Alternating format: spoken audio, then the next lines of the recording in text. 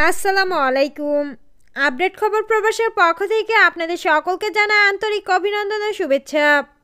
এই ভিডিওটির মাধ্যমে জানিয়ে দেব কুয়েতের গুরুত্বপূর্ণ কয়েকটি আপডেট নিউজ সম্পর্কে।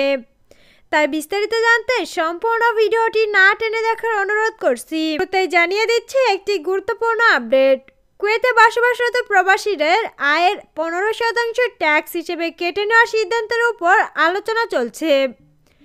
এই ট্যাক্সের আইনটি 2024 সালের 157 নং ডিগ্রির অধীনে প্রবর্তিত রয়েছে।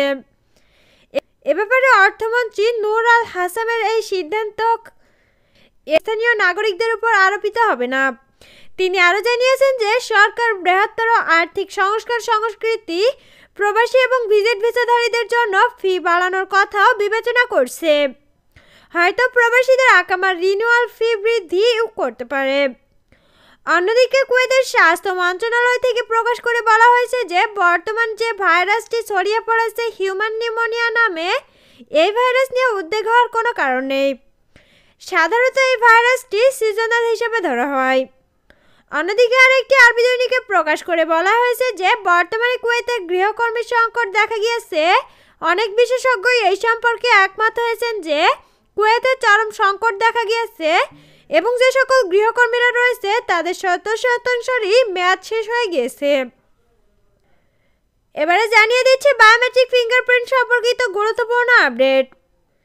যারা বায়োমেট্রিক ফিঙ্গারপ্রিন্ট এখনও সম্পন্ন করেননি তাদের ব্যাংক অ্যাকাউন্ট ফ্রিজ হয়ে যেতে পারে।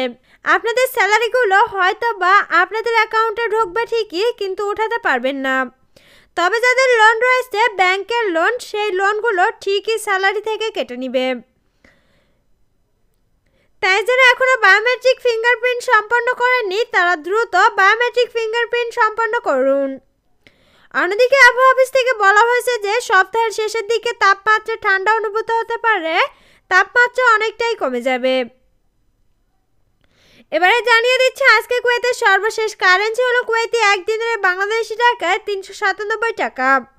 এছাড়াও বিভিন্ন এক্সচেঞ্জে বিভিন্ন রকমের প্রাইস দেওয়া হচ্ছে। সম্মানিত ভিউয়ার্স, এই ছিল আপডেট খবর প্রবাসের সর্বশেষ আপডেট। পরবর্তী আপডেট ভিডিও পেতে আমাদের চ্যানেলটিকে সাবস্ক্রাইব করে পাশে থাকা বেল আইকনটি বাজিয়ে রাখুন।